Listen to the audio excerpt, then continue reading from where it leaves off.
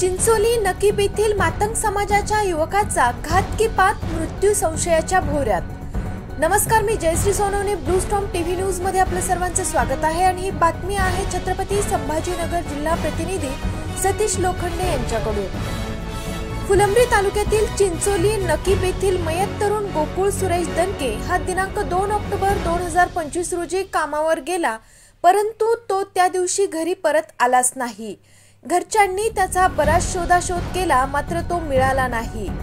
3 October रोजी वडोद बाजार police Thane हद्दीतील बाबरा शिवारातील तलावातील फक्त 2 ते 3 फूट खोल पाण्यात त्याचा अर्धनग्न अवस्थेत संशयास्पद मृत्यू आढळून आला।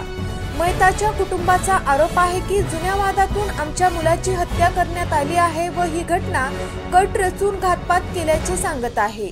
ज्या ठिकाणी मयत गोकुळ दनके याचा मृतदेह आढळून आला त्याच्या काही अंतरावर संशयित आरोपीचे घर आहे।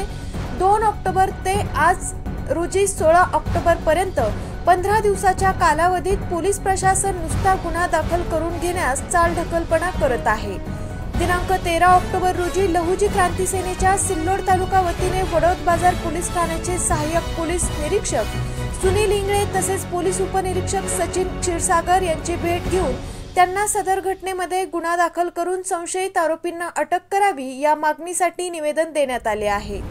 सहाय्यक पोलीस निरीक्षक सुनील इंगळे यांनी सांगितल्याप्रमाणे काल मयताचे पीडित कुटुंब दुपारपासून ते सायंकाळपर्यंत गुन्हा दाखल करण्यासाठी वडोद बाजार पोलीस ठाण्यात ठाण मांडून बसले होते, तरी सुद्धा गुन्हा दाखल करण्यात आला नाही।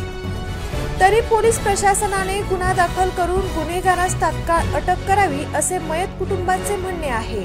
अशाच काही नवीन बातम्यांच्या अपडेट्ससाठी आपण पाहत रहा ब्लू स्टॉर्म टीव्ही न्यूज।